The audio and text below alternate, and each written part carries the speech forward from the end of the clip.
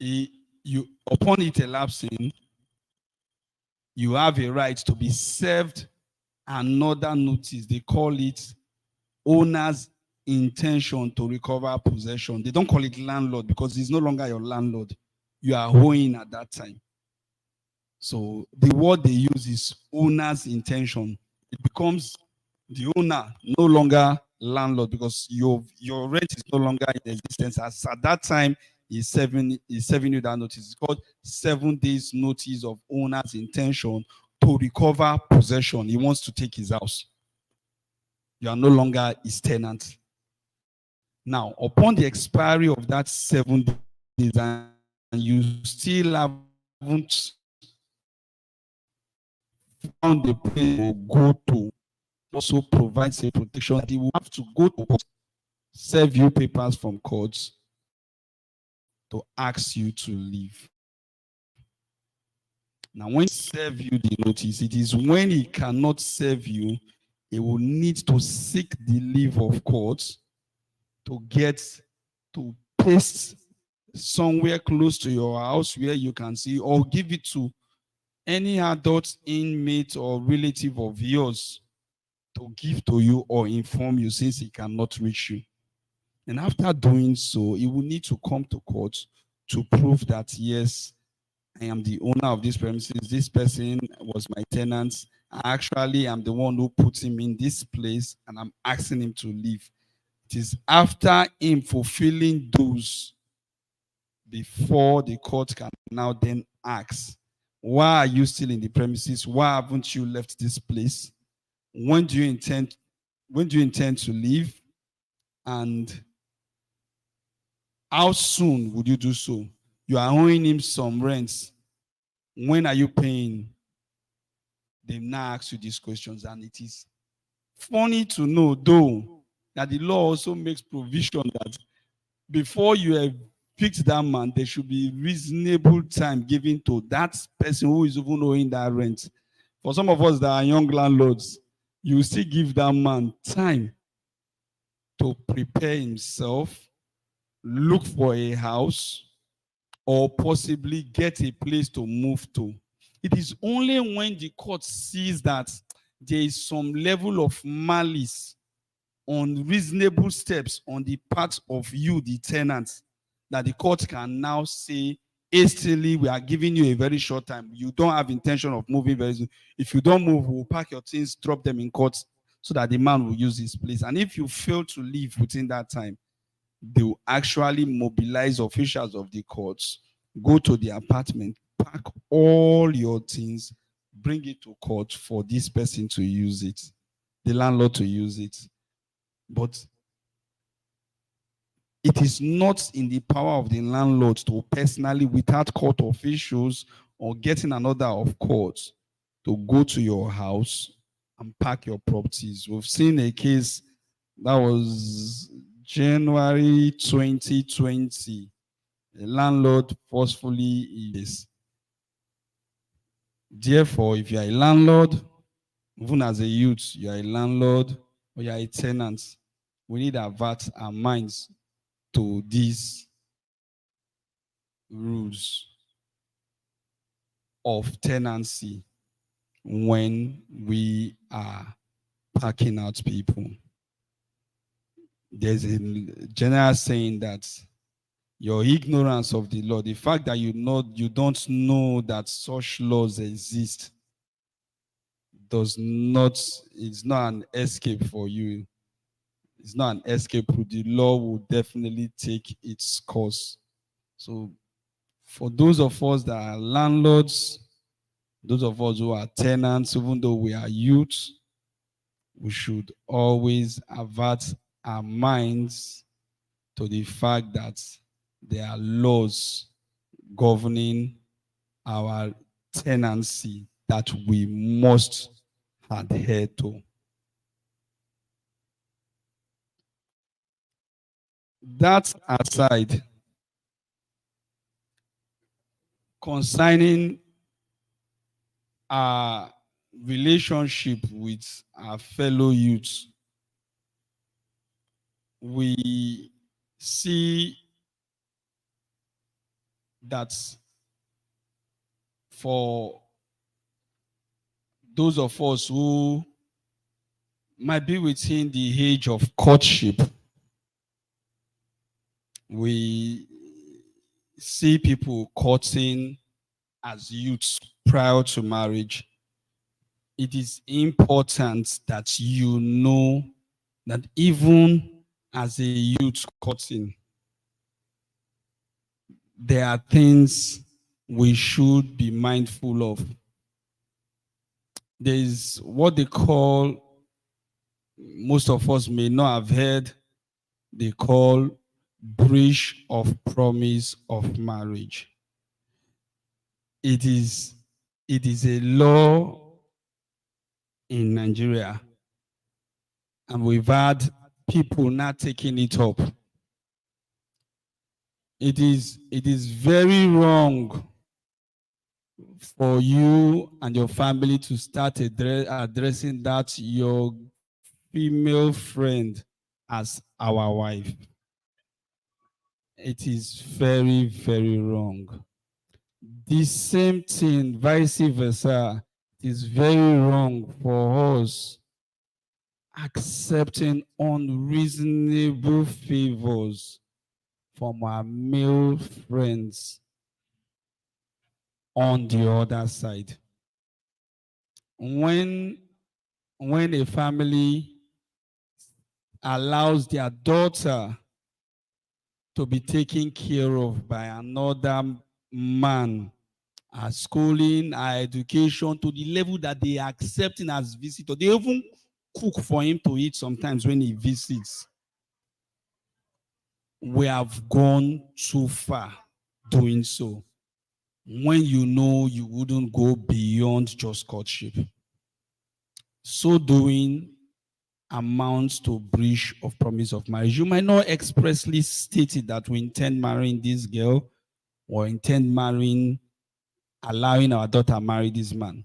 But the fact that you accept those favors, use those coinages, and create that over-friendly environment, you have created in the minds of such persons that, yes, this is the man, this is the woman.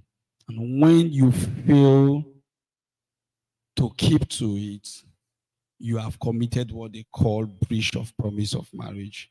And when such things happen, those persons could stop you from getting married to the person you desire. They could sue you. They could sue you and make you pay for every possible dime. If you're unlucky, they might even share half of what you have, because if that woman can show or prove that in the course of, for those of I've seen a Yahoo boy who lost a good fortune from it. The girl said when they was dating, he was totally broke. She was feeding him. She was working as a sales girl in a fast food restaurant there, and she was practically feeding him. She even had receipts to prove from her accounts that she made transfers for his rent at some point in time. And now that in their words, now that now that he don't blow, now that he has blown, that he has made it, and he wants to push her away, let her be compensated. For so doing, the case was dragging, and some insider, the lawyer, had to advise the boy, it is better you settle her behind the court than allowing the court to give his judgment. That if the court gives his judgment, there will be a problem. Just I think that should be on Monday. Come, just excuse me. On Thursday last week, on the 3rd, I was at the customary court at Ugeli, and I had this same case in another form. The girl dating this young man, and while they were dating, still same story. he was broke and she was actually taking care of him. And suddenly, the young man got so much money and decided to go back to his ex-girlfriend and marry that one. And because he wants to, he has paid the bride price. So she went to court saying, I've done so and so. The young man is saying, okay, that within the period they broke up, while they were dating, all I wanted was while they were dating, he stopped her from dating some other people who were doing far better than he was doing. He stopped her from doing all those. The only defense that young man has now is that she's pregnant for somebody else right now.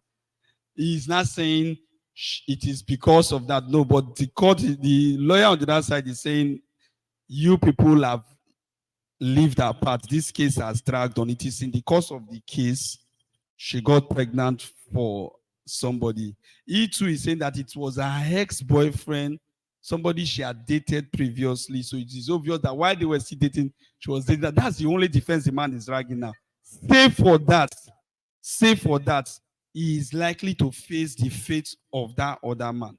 People are already advising. The two lawyers before they left court were already discussing, can't we settle this matter? But what the girl is asking for is that she wants a particular car that he bought for her. He took that car and gave it to the new one. That she wants that car and she wants one of his properties. That if she had, but his point is, if she had had children for him or she had a child, he would have said, okay, for the sake of the child. But she doesn't have. Now she's already pregnant for somebody. Is it going to? But the truth is, if that court, if if that court, if, if that court will go on to give his judgment, it will definitely not be easy for him to get a favorable judgment or decision from that court. Therefore, I would advise strongly that we take this into cognizance, put it at the back of our mind. It's not, there are some things you don't just take to your house or allow your family to be part of. This is Africa. For your mother to call a girl that is your wife, now family they marry for Africa. Two families come together to marry. It is not just you. So even when you are not even calling her your wife, and your mother or your sisters are calling her or your wife, it also amounts to promise of marriage. So please, let us be very let us be very mindful.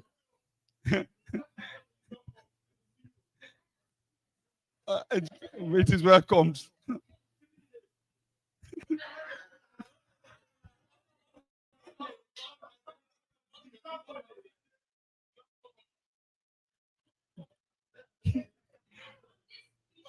Yes. Yes, ma'am.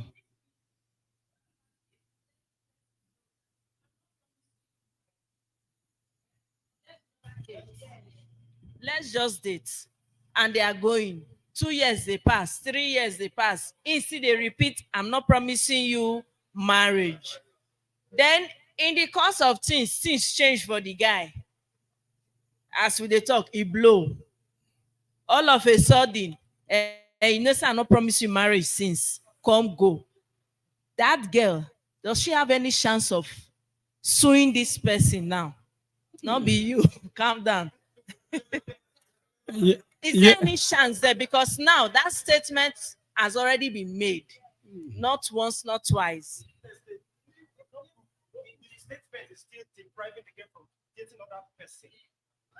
Can she go ahead with suing him? Because now it don't sweet, everywhere don't green. Because I've seen a case where I tell them before, are you getting it? But the relationship was still on. You did not allow the person marry when she saw other people. Can she? Because now if this case goes to court, he tell you before, say he not promise you marriage. Only that word alone can make the girl lose her case. I'm not fighting for girls alone, no, both Yes. boys, but at least. In all honesty, from what you just said, like I when I cancel, I always make that known. You are saying, I let's just date. Well, I'm not promising you marriage. I don't know if we'll get married, but if we get married, so be it. Now, are you saying it just privately, or you are saying it openly? If you are saying it openly and you have witnesses who can definitely attest to it, that this man has always said this now, you can't come up with this. Definitely, but if it's just between the two of you, you are telling that girl, please, oh, I'm not promising you marriage, oh, and tomorrow you come blue, everywhere don't call soft, and that person is not happy, you want to leave. Do you think that girl who is not happy that you want to leave now would still tell the world the truth that yes, he actually told me he was not going to get married to me? She will not. But if you have people, if it's something you've told our friends, your friends, and everybody knows about, definitely she cannot raise it. She cannot raise it. It is not just a one-way ticket. It is either ways. If she, in your doing so, you made people know, look, oh, I like her for a relationship, but I'm not assuring anybody marriage. If I've seen people saying, if you see who you want to marry, I no stop you. It has happened. And if somebody has told you that openly as a man or a woman, definitely you should be reasonable to start looking for your other options. But if you don't do so and you remain, and funny enough, men, for the ladies in the house, note this: men are actually very funny species. A man will tell you, if you see who you like to marry, marry you. But the moment you see, that same man will be saying, please, I've changed my mind. So if a man who has told you, if you see who to marry, marry you, has told you, don't think it that he just talk him. Make a move on your own too. Some men only value what they are. They only value when they have that threat of losing that person. It is only when the threat of losing the person comes very, very pressing to the fore that you see some men making the declarations they normally did not make initially. So when a man tells you that or a woman tells you that, make that move. Think of getting somebody else to the person's knowledge so that you see if truly that person is reversing or standing his ground. Thank you. Let him come first. Yeah. No, the category of law that allows an organization to make, or should I just say the youths, that allows the youths to fall within the age bracket of 18 to 45. Which category of law? 18 to 29. Yeah, 18 to 45, because we have pressure groups that has youths within the age bracket of 18 to 45, like the IYC, the UPU. So which parts of the Nigerian constitution that allows that? Earlier on, yes. Truth is, yeah, truth is, we shouldn't lie to ourselves. This is Nigeria. The old have refused to grow old. Every old man keeps telling you, I'm young. I'm a youth. Now, the other day, I think some 2 years back, I saw one, I think they said the guy is from who we are here, with his some very set of flashy cars, that he was a Nigerian youth president. And I was like, this man has grace everywhere. This guy is over 40 now. And say, hey, go, now you want to go prove your age. Some of these persons lie about their ages. Before now, the law I quoted here is the Nigerian youth policy of 2019. Before the Nigerian youth policy of 2019 came up, the age limit for youth was 40. And even when it was 40, people still keep saying, I still feel like a youth. I'm still strong enough. That there's a youth inside of me. But the truth is, this recent, amendment now, I think it has so much to do with the pressures coming from youth. They are seeing that the number of persons coming up, youth organizations, the youth awareness and all those stuff, they are trying to reduce the mind of some persons out of this so-called frame youth. Now, let's take, for example, you see a man of 22, 23 years in Nigeria. Say for some persons, say for recently, are still struggling on how to find their steps, how to still get admission into university. We still see some of them in their maybe early 20s, still in secondary school. Now, how do you think that man will start living his literature, the novels he needs to read to pass WAEC and his assignments, lesson classes, and school, to start thinking of the government is not treating me well? It is hard. Now, even amongst us youth, today you see youth organizations. How many of our social-cultural youth organization or ethnic youth organizations like the IYC, okay, call it Urobo, Ijo, everywhere in the world, Indigo and Arewa youths, Afenifere youths, and the rest. How many of them do you think have 29 years men heading them? None. We just did our IYC elections in Yenegua, Bayelsa recently. Just, I think that's late last month. The young man who is the now youth leader, I know his half brother that was my junior in secondary school. I called him. He said that guy is actually his elder brother. And that guy that was my junior in secondary school, Timi Lokobri, there's a name we called him then. It is a special coinage amongst, for those of us in Georgia, we know what it means. Ka, as in somebody that has refused to grow, but he is old. So we used to call him Ka then, meaning he looks young, but that wasn't his age. He was far older than his age then. And because he was actually like that, I think that boy his first child is already a graduate. When we're in secondary school, I think when he was still in JS3 or BSS1, he was when he had his first child. So somebody like that now, I think that boy should be close to 40. He's saying this other man.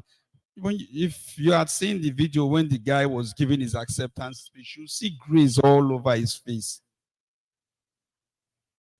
Grace all over his face. But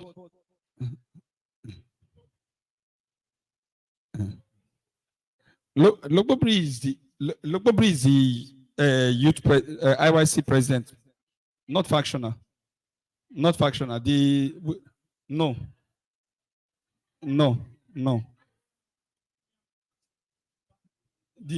Yes, okay. Let me not drag that. Let me not drag that. They just Lokobri for that one. We had Franco Mari. Before Franco Mari, we had Owelaimi. These men are actually in their 40s.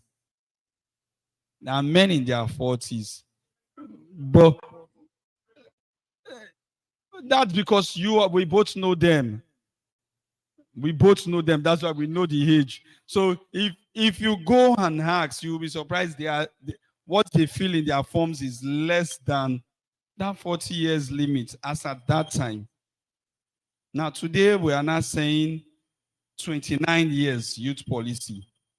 How many 29 years old men are old enough to say they've graduated, they now think outside the box to now address national, state, community issues? Very few. A good number of them are still thinking of how to do Yahoo, sleep in the hotels, run around, play, drive fast cars, enjoy, drink beer, alcohol, and play. It takes people who are matured to address issues. The few of them who are within these age limits that even think so, it is but for the fact that they have people around them who are helping them to think aside of what they think. So that is actually that part. So don't get deceived by the fact that these persons call themselves youth. Okay, we are talking of Nigeria, our ethnic groups. Just view the last election. The last election they did there was just 2023 year. Now, we did the election. We saw the youth leaders of PDP, APC, and all of them. Were they 29 years old men? No. These were far older. But the laws are there. It is only very funny in Nigeria. It is only when the authorities decide to say this is the law, that's when the law breaks. The law is even shocked. The law is even shocked. We are in court today now fighting for obese this thing. But as a lawyer, I'm not even sure of what will come out of it. Even the judges. Recently, I've seen judges now telling us that we should start changing the thinking, that it is not actually those of us who come to courts that are undergoing trial. It is the courts that is undergoing trial. And I asked, why is my Lord saying so? She told me, the two of you who have come to court to meet me to make a decision over what you are arguing, both of you know the truth. It is me that does not even know the truth, that is not trying to deduce from what you people are saying.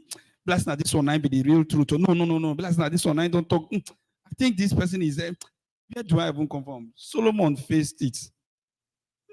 The two women actually knew whose child that child was. But for the sake of God's wisdom, divine wisdom, he was able to say this is the mother, and everybody celebrated. But if it were to be in Nigeria, now because say in the marry her sister, it is because her father is his advisor, they will still challenge that Solomon's decision. So it is not easy even for those people they call the judges. The courts, it's not easy because people go to courts with lots of very funny challenges. That is it. Any other question on that? You wanted to ask a question before.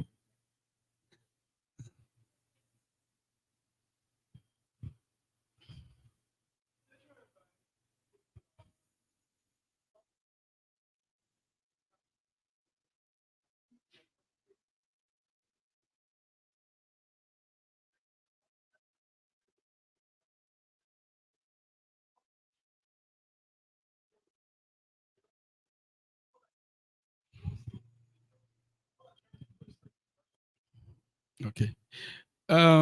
Professor A.C.E. Abuza was my lecturer in the university. He taught us sociology of law.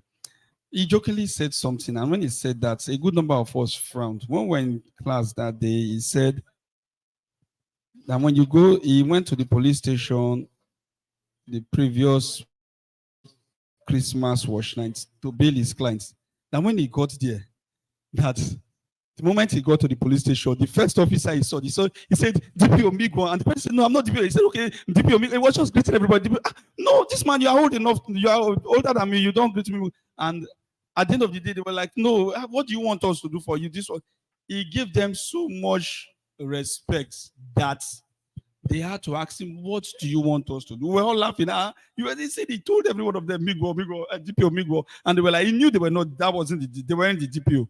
He said, is it DPO you want to see? He said, yes, I actually came to see that. He said, what is the problem? That my clients, my brother said they arrested him and it was almost getting late. The man needs to do Christmas the following day. Please, I want you to, oh God, now because say you're kind of person, you be lawyer now, you won't come like this. Which I want to okay.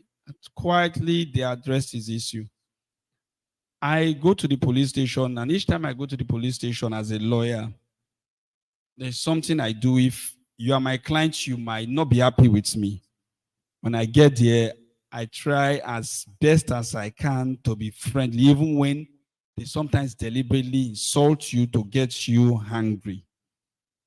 I see get myself composed enough to say, I didn't come here to make problem. Please, how do you help me?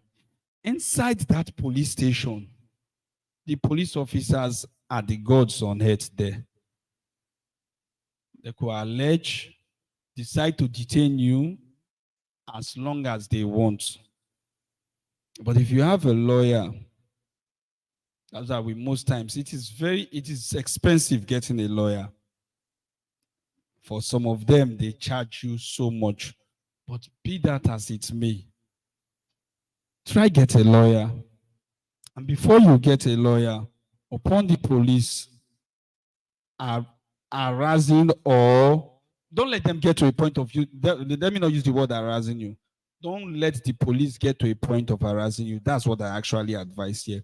When the police accosts you or stops you or attempts to arrest you or is arresting you, calmly say, please, can I call a lawyer? Can I inform my family? Can I let my friends know? Please, which station are we going to? Be very polite. Please, let me know where you take me to. If they say they don't want to let you know that your family will know later, okay. I just want to be sure your ID card, because there are lots of kidnap cases these days. Some of them will still resist, but try as best as polite as you could be, to make them understand that you want to know, and also try to see that you get to inform people. That's your first right. If you know, maybe you must have watched movies when they are arresting. The first thing they say, you have a right to remain silent, meaning you can talk, and you also have a right to call your lawyer, because that is the first person you need to call. People find it difficult doing so because it's not easy getting to pay one. But it's important you get a lawyer. When you get a lawyer, if they detain you, the police will never assault you if you've not committed a criminal offense. If you are only arrested on the prompting of an allegation, a policeman will not slap you. It's only when you try to be stubborn, you try to resist arrest, that the policeman will actually slap you. And even if a policeman slaps you, I've had a policeman slapped me. It was very late in the night. I was coming from Aba. I had a case to do here in Warri the following morning, so I left Port Harcourt around after 9 to 10 in the night. Close to Kayama, they stopped me. They stopped our vehicle. There was a pregnant woman sitting at the front of the car who hissed, and because she hissed, the police said every one of us should come down. I was wearing black and white. It was obvious I was a lawyer. The policeman was like, I just said, Oga, please, okay. I didn't say, before I could say anything, he slapped me. I said, Oga, what have I done that you're slapping me? I'm a lawyer, and I've not. He said, because I be lawyer, because you be lawyer, that's why you won't come show yourself, Abi. I immediately drew myself back. I kept quiet. I didn't say anything again. But what I did was get the name on his shirt. He was putting on a bullet vest. So I could not see his name. So what I did was another police officer that was with him, I took that man's name and his number. I kept quiet. It was around after 2. I felt so hot. So when I got home, I think I got home, it was late in the night, around 12. So I got home around 2 in the night. So the following morning, after I finished from court, I went straight to Yenegua. And I went to their force headquarters and I dropped my complaint. And I also went with a medical report of a tooth pain.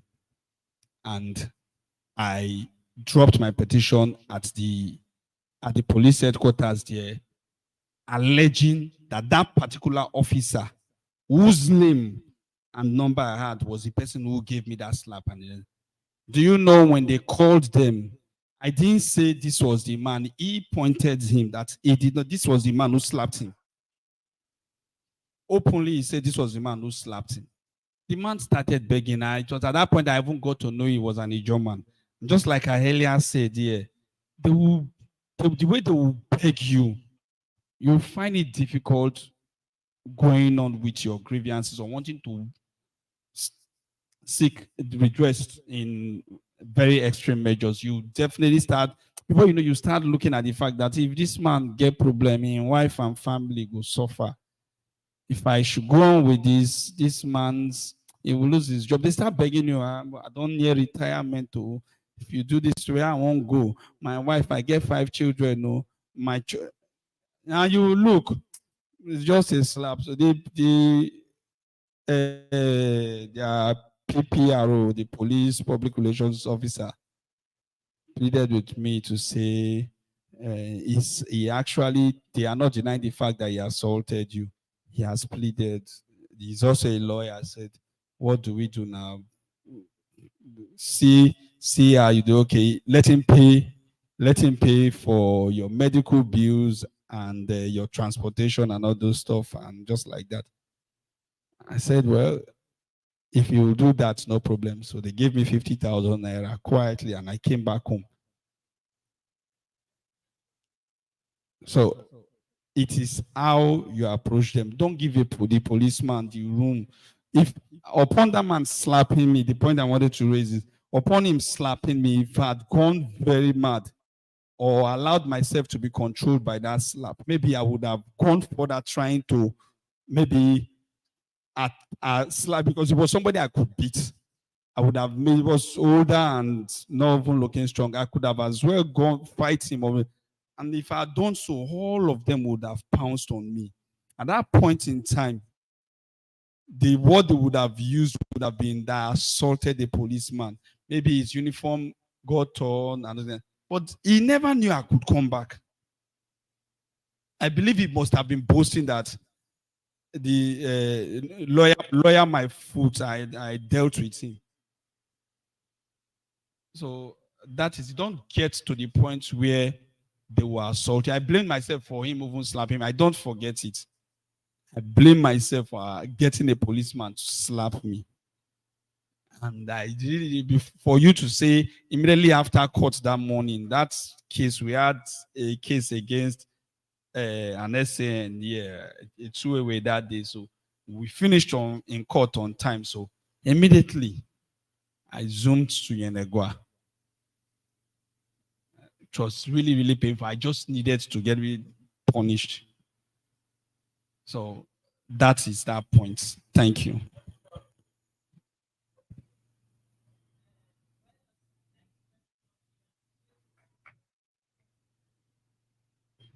I would say we are all victims of this question I want to ask, but what can we do, or are we supposed to pay after it? If I'm in a setting now, or I visit somebody, or in an environment that was tense, unknown to me before getting there, and the police raided, and I'm being carried with people they raided, explaining myself, nobody will listen to me at that point.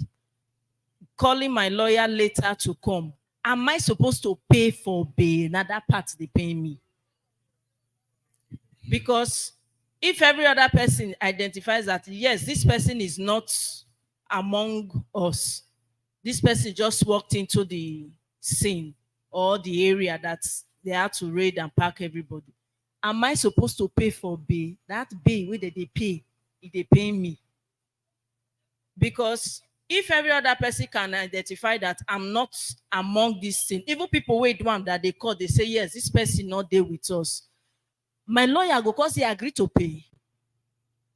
That's my serious question. Before then, the second one, any landlord, like you said, that as far as I've paid my bill, the property is mine to take care of.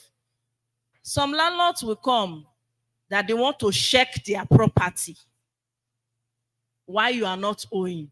They will enter the house, move everywhere, toilet, bedroom, all in the name of checking property. And they have caution fee with them. Is it allowed? Am I supposed to allow my landlord, when I'm not owing, enter my house to check property?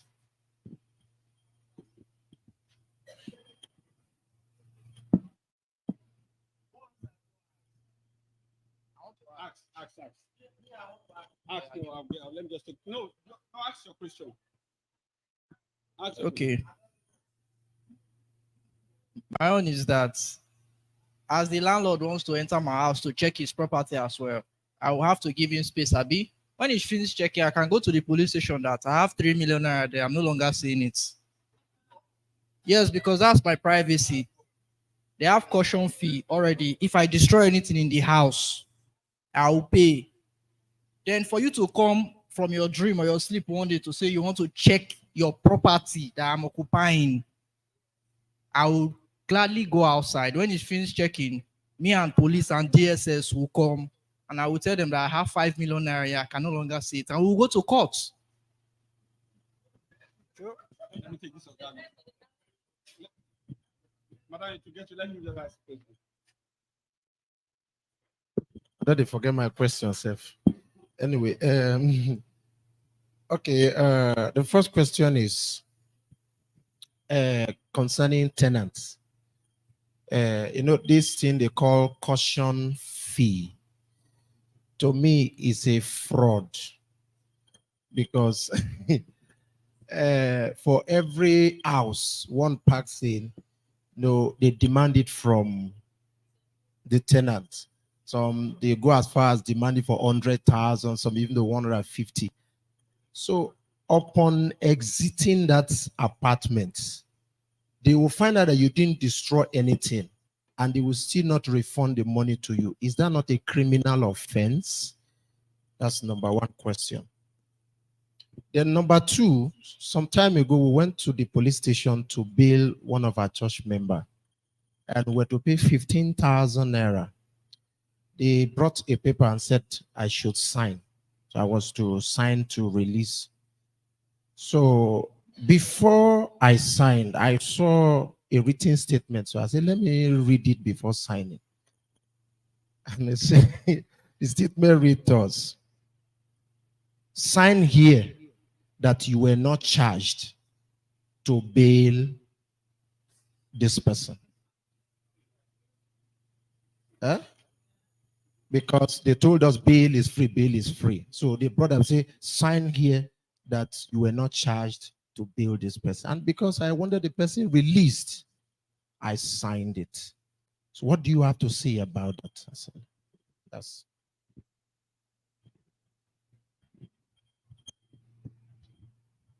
Thank you, sir. So my own question is about the landlord and the tenants. Okay.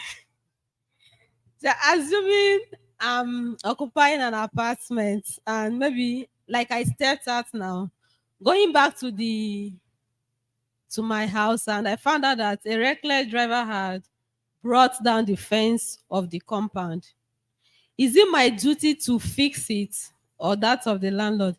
Then secondly, about Sockaway, that the Sockaway slopes in, is it the duty of the tenant or that of the landlord to fix it? Thank you. Let me start Let, Let me add to that my question. Sorry, sir.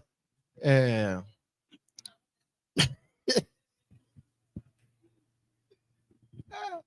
Miss F, Daddy, forget everything I want to ask now.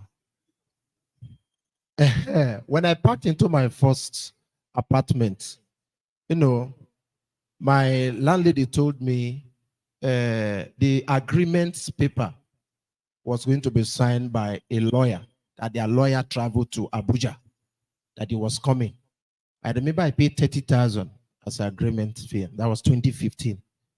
But up to when I left that apartment, I didn't see the lawyer. So one day I was forced to ask her, the agreement paper, I know they come. Say the lawyer stayed there Abuja, never they come. So, so up to when I left the agreement paper, they come, and I know I've already paid for agreement and caution. So all of these things joined. it's okay. First of all, let me come to the first question here. You talked of you being arrested innocently, possibly in an environment that was already tensed before you got there, unknown to you, and you are totally innocent of whatever that has transpired there. Yes, you are innocent.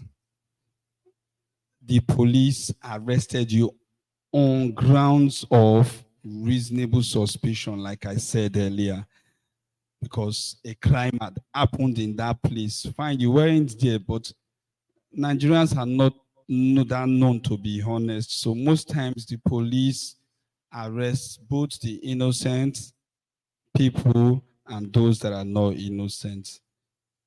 Upon them investigating and coming to realize that, yes, this person has not committed an offense or has not done anything, it is the duty of the police to release you without bail. But because of one dirty thing, just like when you are driving on the road, the police knows you are eager to move. So you are rushing to somewhere, you are avoiding delays, they try to delay you. It's a psychological thing to get you to want to pay, drop something. And when you drop something, they let you go. Not that they really are checking for something, they just want that money. It is only when there's an instruction that a car was snatched or something is missing or the police is looking for something or security report, okay, let's avoid. That's the only time the police actually do so. The rest, they are just doing it to get money. So you are eager to leave the police station. The police knows so. There are people who, most of them, what they think of is how to get that bail money. Because when they get that money, that's what they share at the end of the day. So they will do things, okay, you are innocent, so they say, but DPO never come to sign paper. They threaten you with that, create that impression that you will sleep here. And because you don't want to sleep the police cell, you don't want to be detained, you end up seeing yourself paying. And most times, sorry, if your lawyer is advising you at the police station to pay the bill and go, it's not because he doesn't know what to do. It is because at the police station, he does not have the power to forcefully drag you out of the police station without the police saying you can go. The only time he has power is after 24 hours. If you've been detained for 24 hours and the police has not taken you to court, he can now file a fundamental right, and at which time you are still at the police station. So most times I look at it, you ready can make problem with the police. We will get something at the end of the day, we'll get something, but you suffer for it a little, meaning you sleep there. But people are not ready to sleep there. Some people feel as if the moment you sleep the police station, the lawyer does not know what he's doing. It is only when you live there. So they are ready to even pay ₦1 million to leave the police station than to sleep there for a night, even when they've not committed a crime. So when you meet such clients as a lawyer, my part, and you start looking at, no, they're not supposed to pay this money, and the police is threatening that this lawyer make them never release you. The next thing you know, the police will even tell him, "Ma, give you better lawyer number." They'll call that person, and before you know, you've lost that brief. And most times I ask, what do you really want me to do? Negotiate your bill so that you live here. Then when we've left, we then look for what to do, or you are not doing it.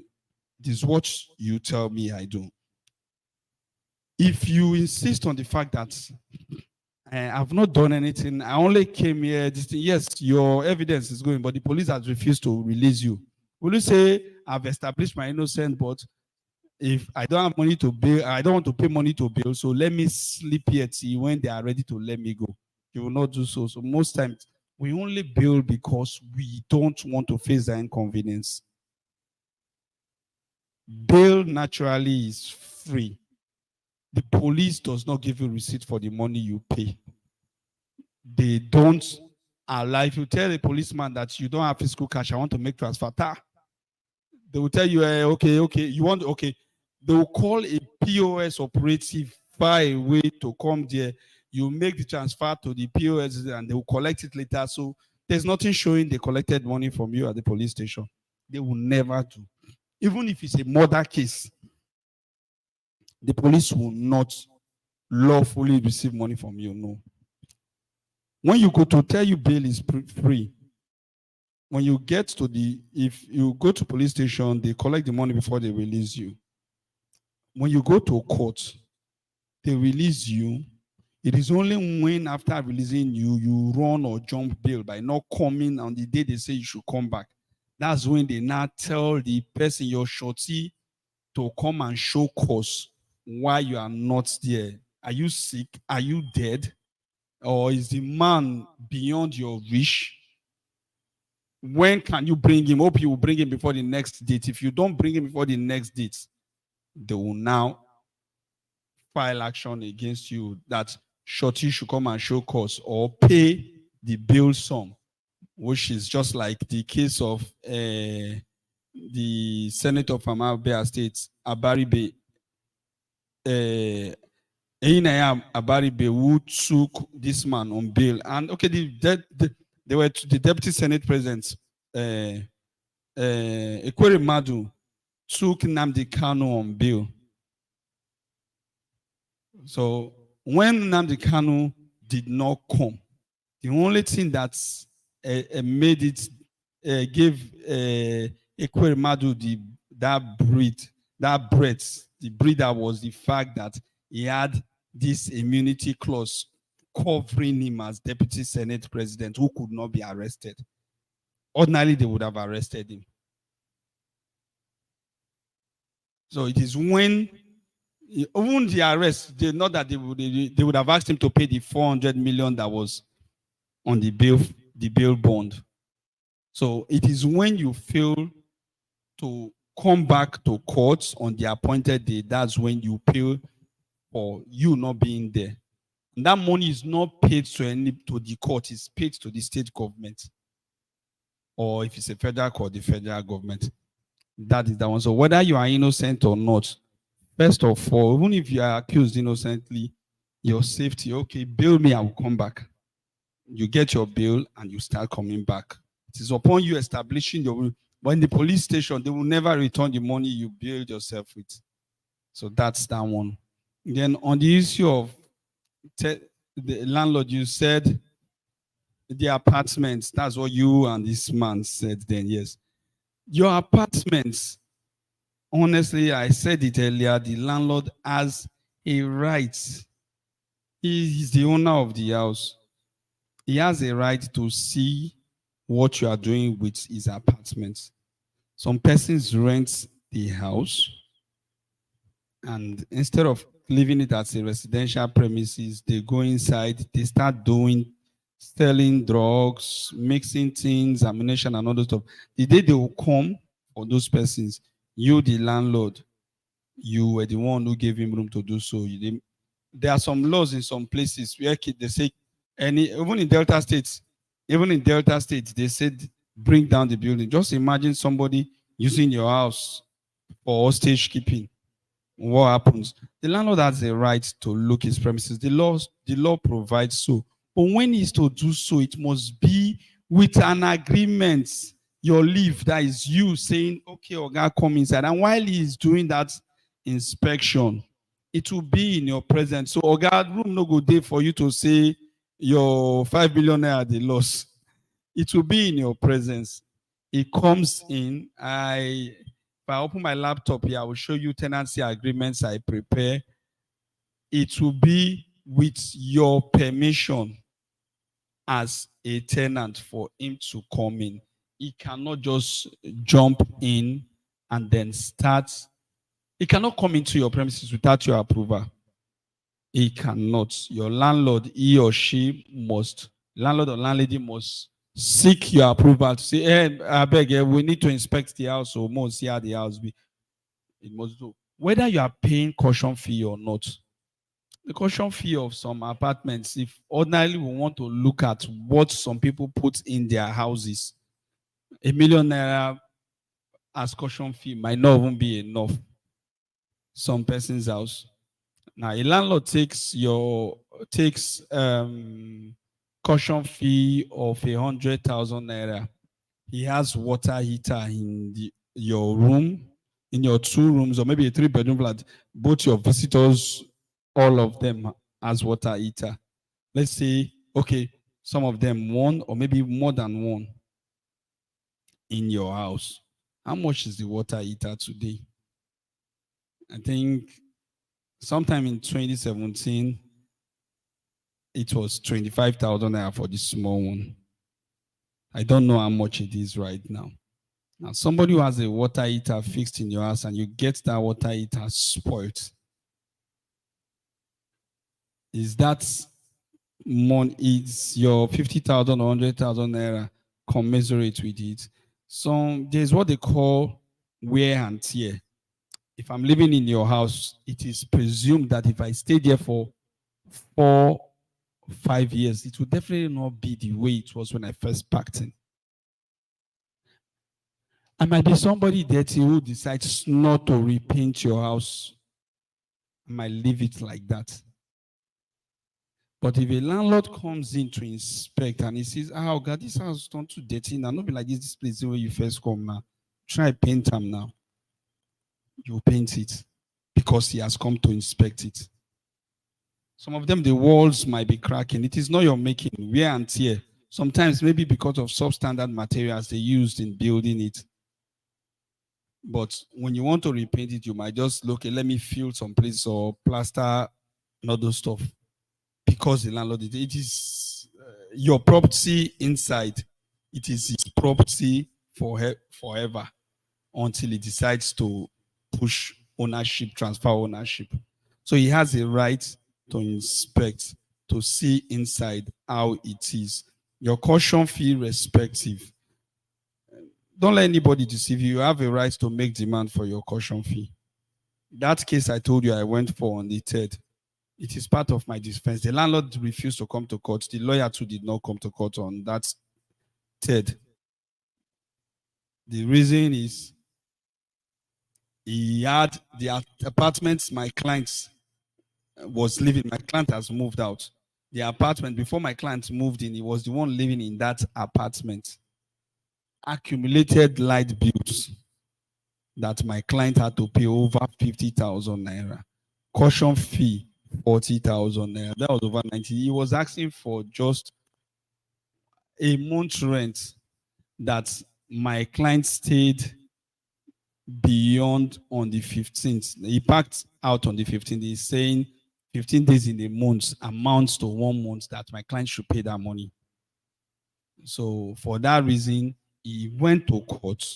And my client was like, this man, is he trying to intimidate me? Let's go to court. I do advise him, the money you spend getting a lawyer or paying for this, just give him more. I said, no, that's this oppression. Let us all go to court. So we went to court. He brought his receipts and all those stuff. That is caution fee too. So we made a counter claim.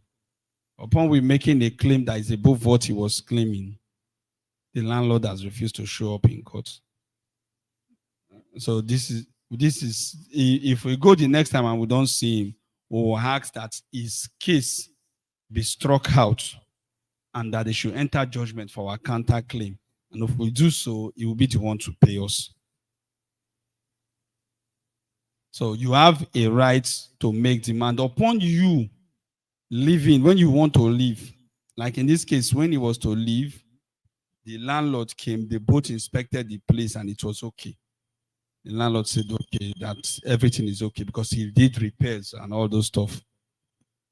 It's you, if you've not spoiled anything in the house, you have a right to ask for the refund of your caution fee. But in a house where you've lived, like I've lived 5 years in where I live, I paid a caution fee of 40,000 naira in sometime in 2017, September.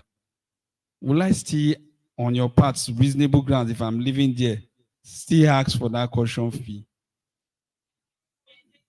Even if you maintain it, there is no way that house will be, I'm the first tenant in that place. There is no way that house will be as new as it was before. The wear and tear must have affected it. Yes, I've been paying rent, but take it or leave it, the house, like I had to change, I just changed.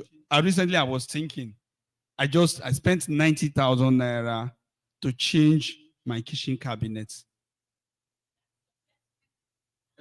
Now, upon doing so now, what they had there, just months after I moved in, we're already pulling off just normal board, cut and nail stuff. But now I had to do the normal fine thing inside. I snapped and I sent to my landlord and he was like, barrister, this one, what you do so, when now the person you want enter and I go pay you when you want come out, oh. He has already said so. Then that drags me, I'm still coming to your point though. That drags me to a point I did not let you people know. Very important. Under our laws, the tenancy laws, there is a provision that you as a tenant, if you want to make any improvement or work, development on the house of your landlord, maybe the house was not plastered. He had not finished building it. When you want to build and complete it or improve on the house, maybe you want to screed it, you want to change or change it from ceiling to POP, you should not do so without a written authorization of your landlord. They are marked the word written authorization. If you fail to do it without a written authorization, the day you and your landlord has problem and he's saying he did not tell you to do so, even though you have the receipts to show and all those things, you will not get any refunds. So before you do so, the law provides that you should do it with a written approval, authorization, saying, okay, I want to change the PVC in the house to a POP because it's going to cost so and so amount. The landlord agrees that I should do so and convert the money that I spent into rent. My landlord does not have a toilet. We use a public toilet in the apartment does not have a toilet, but I've decided to, since the house has a space for me to extend, I'm putting a toilet inside my room or inside the parlor, and the cost is so amount. My landlord has agreed that we should put it in my rent subsequently. Let it be written. If you fail to have it written, you will never get any dime in return. He must sign. It's written approval. He must sign. That's his approval. On the issue of you living in a compound and somebody mistakenly, accidentally hits your fence, pulling it down, it is not your car. The person who did so is not your family member, it's not your friend, it's not your visitor who came that day. You don't know him. The landlord should tell that person to fix that place. If the landlord cannot tell the person, first of all, you as a tenant living there will make sure you get the person down for your landlord to reach him. The person is not known, and it is not you don't eat and run, and that means it is the landlord's responsibility to fix it. It is not the tenant's. Any landlord who is saying a tenant should fix such a broken fence, it's not being reasonable. Because it is not your making. You didn't ask the person to come and eat. Somebody eats the place and run away. And people know it is a hit and run accident. Definitely the landlord will put his house back in shape. That is it. Therefore, sock away your waste. Ordinarily, if you had not been depositing something inside that place, it will not get full. The landlord did not give you a sock, he gave you a sock away. You're the person, when you got in there, you were using it. Fine. It's unfortunate sometimes it was close to getting full before you got there. And upon you entering there, it got full in your time. It is your responsibility to clear it. It is, you said it collapses. Well, that is a fundamental damage. Such, in all the cases I've seen, the landlords normally say, okay, we'll go share them. It though is a fundamental one. You are the person living there. The earlier it's done, the better for you. If your landlord is foot dragging and you have the money, you can fix it.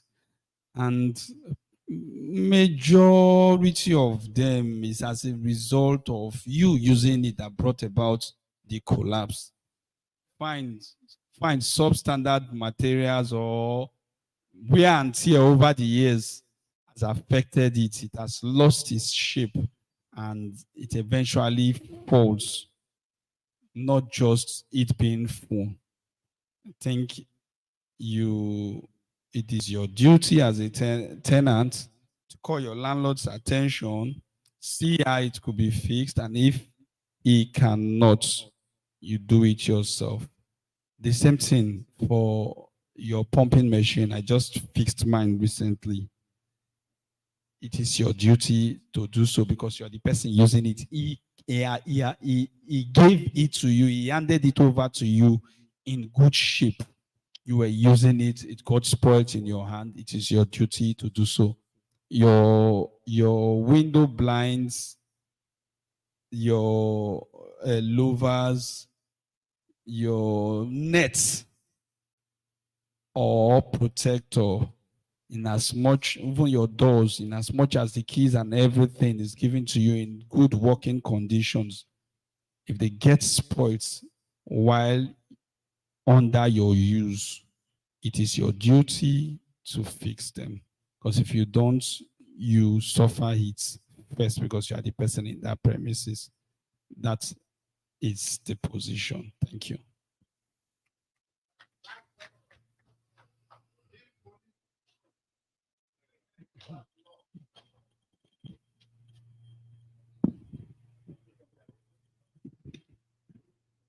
On the road, if police stop somebody and then ask you to bring out your phone, and they are like they want you to unlock it so that they can see the content, what do you do as a person? And you see some, maybe they're trying to slap you and all of that. The police does not have a right to do so. Okay. For the police to check your phone, there's what they call a search warrant.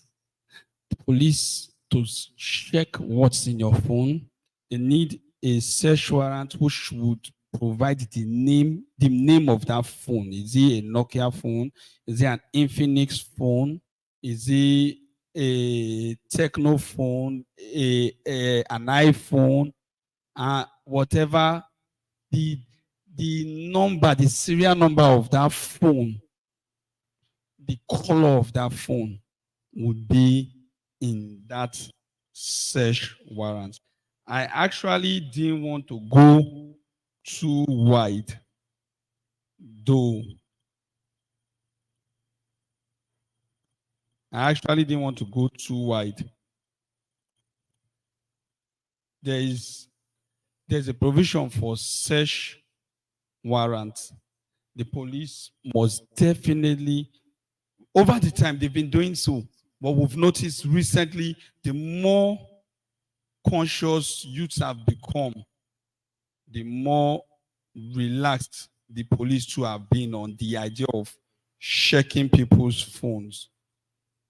If you notice it, lately, we've not had issues of the police wanting to go through our phones again. They've practically stopped doing so. We now see people with their phones now without the police making moves to say they want to go through your phone.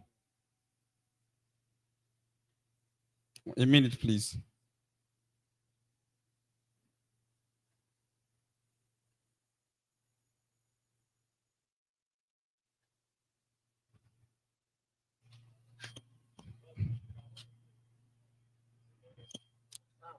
Section 48 of the Nigerian Police Act 2020 provides for a search warrant. So before the police will search your phone, before they should come to your house to come and search your house, they need to have that address, the number of the house, is it a two-bedroom flat belonging to so and so person, to be there. And do you know why lately the police have not been searching the phones of Yahoo boys? For you to do that search, you need the search warrant to be signed by a judge or a magistrate. Before now, why they were abusing that privilege was that there was the provision for a senior police officer from ASP upwards to sign. But now they've taken that power away from them. They cannot sign search warrants anymore. So for that reason, they have practically left the habit of searching the phones of Yahoo boys and Nigerians.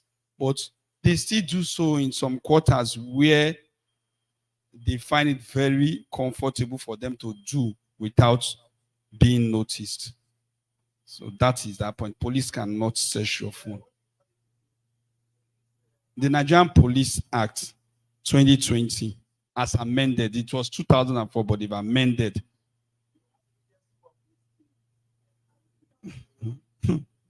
You could download them, go online, Google, you see. Yes, just on search warrants. Bros. Thank you. There's a question I need to do for you to answer for me. It happened to me, to my friend. We're having an issue, my friend, we're having an issue with federal government. Suddenly, in the house, when this DSS and ESCC barged to the compound, wanted to pick my friend, that we said no. We will not allow this guy to go. You guys should go back and give us a letter that we come. So suddenly we went to Bayelsa. We're in Bayelsa when they picked my friend recently. We are still looking for him up till now. So I don't know how we put that question to us, so that the federal government or the DSS have a right to barge into your house to pick you without notice.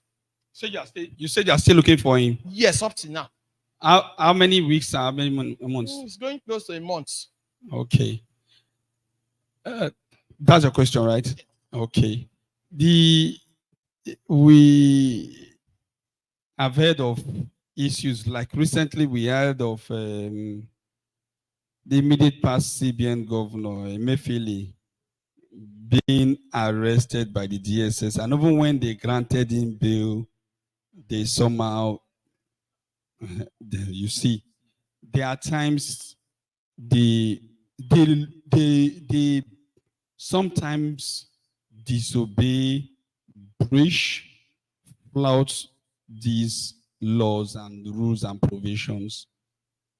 Not that they don't exist, but because they've made up their mind to face the consequences, and which is you asking for damages for the breach of your right. Like Emefiele, we heard of this man, Nnamdi Kanu, being awarded there are many billion naira for the federal government to pay to Nnamdi Kanu for keeping him unlawfully. Yes, they've given that judgment against them.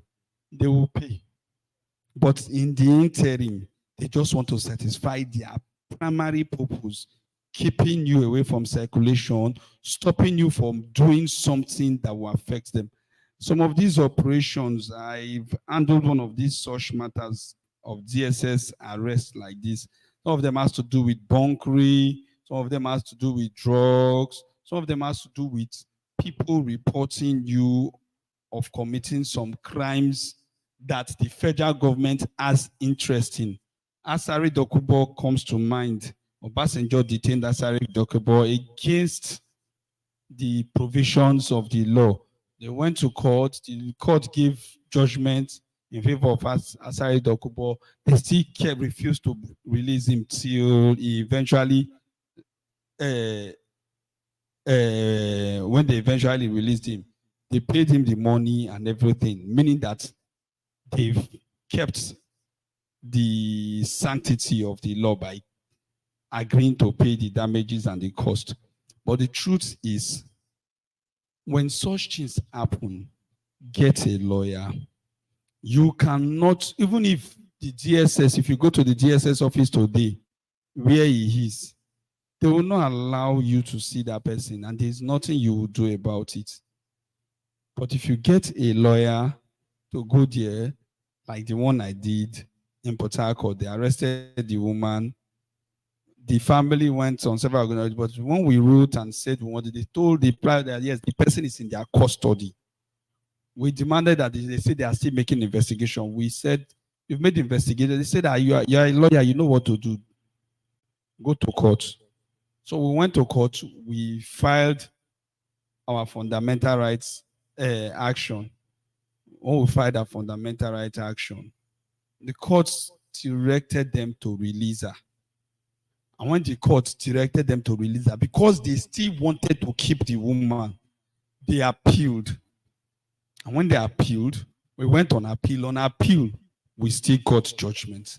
It was at that point they said they've concluded their own investigation.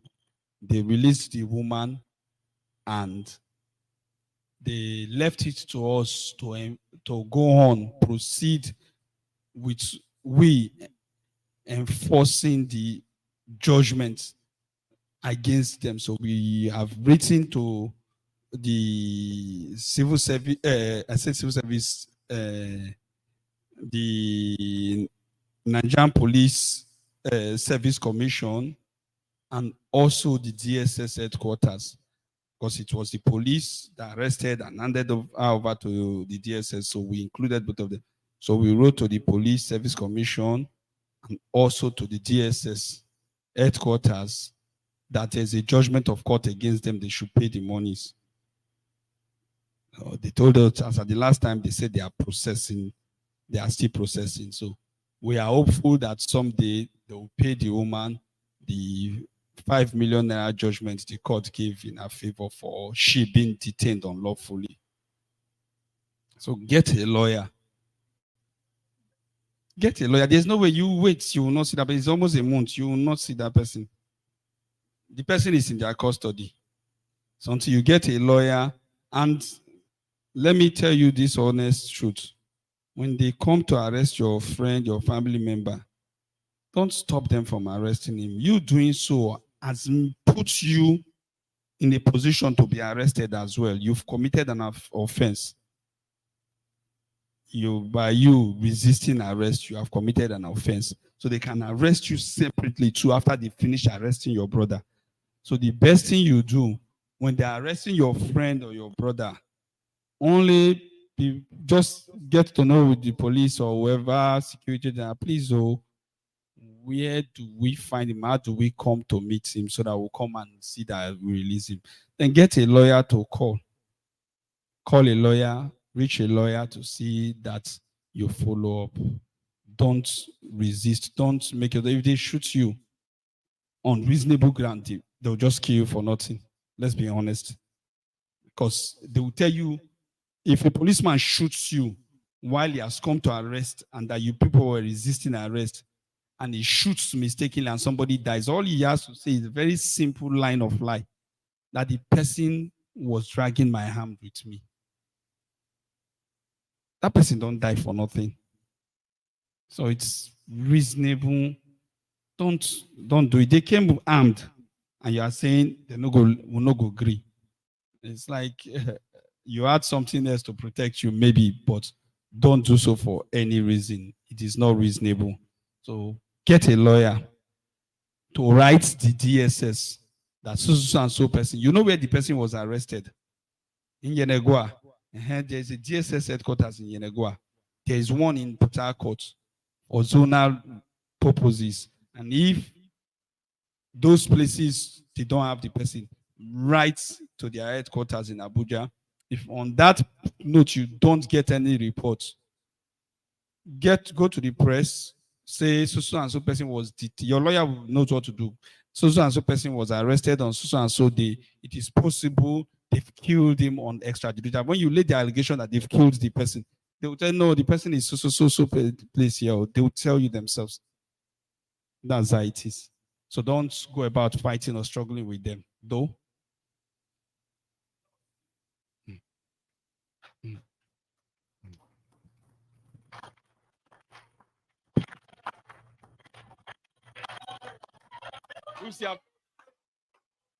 Okay.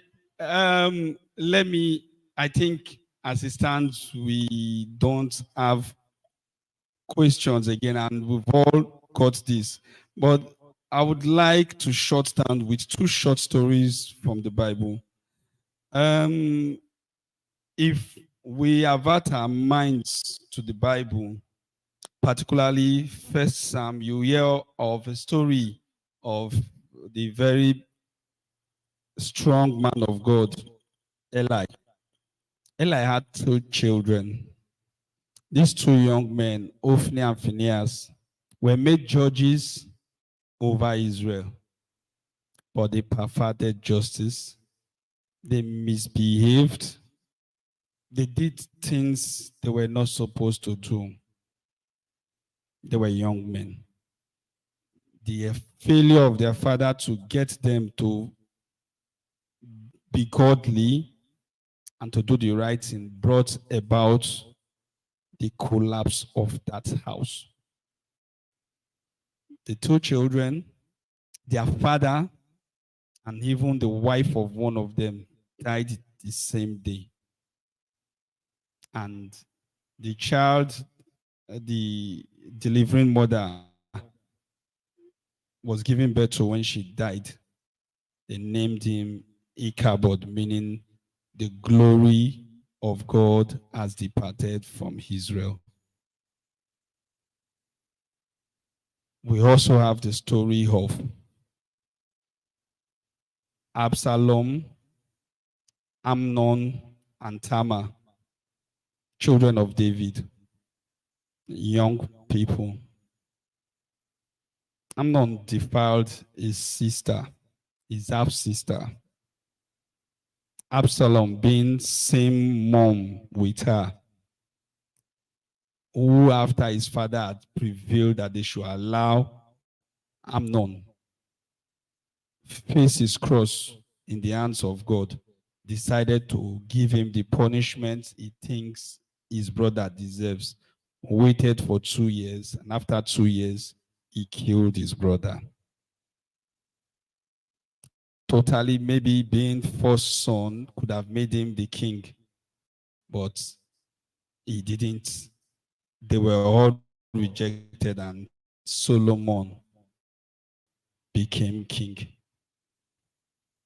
These two stories tells us that as youths, if we don't live right, with our laws, definitely there are consequences, there are penalties, and there are very, very fundamental effects,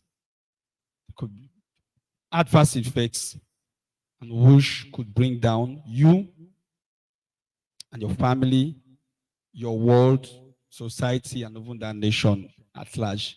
It depends on the level or category at which that misbehavior, mischief, or failing must have occurred. But if we do the right thing as young men, it will make this country a better place. It will make our laws better. There are laws in Nigeria. The only problem we have is we not respecting the laws. They say good society makes good laws. It is when the society gives life to the laws that the laws become effective. We complain of the police, we complain of many other security agencies, we complain of the government. Let's be honest to ourselves. Some of these persons are young people, youth like us. The police orderly who shoots an innocent Nigerian for protesting, 90% of the officers who carried that dastardly act against Nigeria, October 2020, are young men. It is only when the young people live aright with the law that we have a good nation and good laws. I urge us all to do the right thing and make sure we respect our laws. Thank you.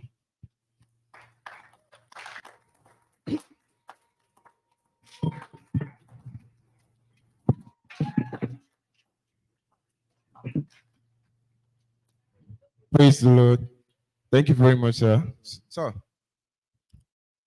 Thank you, sir. Really appreciate it. You'd praise the Lord. Our hallelujah don't come down. No. Past when we even come for morning. Are we tired? Eh? Are we tired now? We never take refreshment. Should we postpone our guest? We have one more guest, or should we listen to her tomorrow? Huh? It's on skincare, skincare. What am I saying? On skincare. Tomorrow. Eh? We'll put them online, Abby. Who go sub us? Because me, I don't get data like this. So okay, you can meet our barrister Sugar. We sugar your life for you. Hallelujah. So we should postpone our last guest till tomorrow. I'm hearing no. Skincare. She has some good cosmetic product that she's willing to share with the ladies. How to do it and how to, I think so. Why you come missing at the men even they more interested in this skincare matter self? How not to bleach? If you don't bleach, without what you go miss. Yes, I think so. And not to black knuckles, you get. We can have it today, or we can push it to tomorrow. Tomorrow.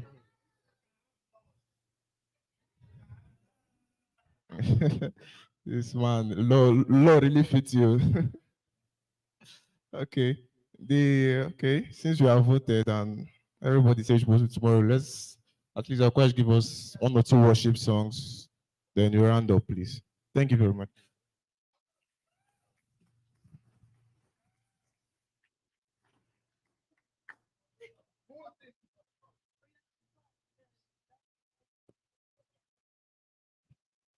Hallelujah. Please let's stand up for worship. Jehovah is your name. Jehovah is your name. Mighty warrior, great in battle. Jehovah is your name. Jehovah is your name. Jehovah is. Jehovah is your name. Jehovah is your name. Mighty warrior. Mighty warrior.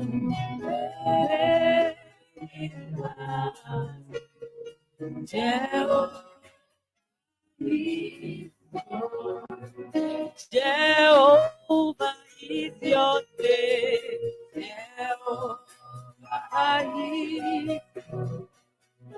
Jehovah is your name. Jehovah is your name. Mighty warrior.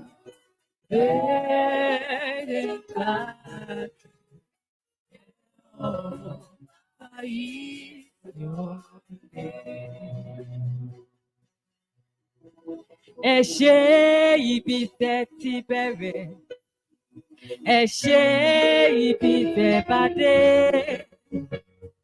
a dúpẹ́ o Jésù, ibi tẹ́ ló wà lọ. Ẹ ṣé o, ẹ ṣé ibi tẹ́ ti bẹ̀rẹ̀.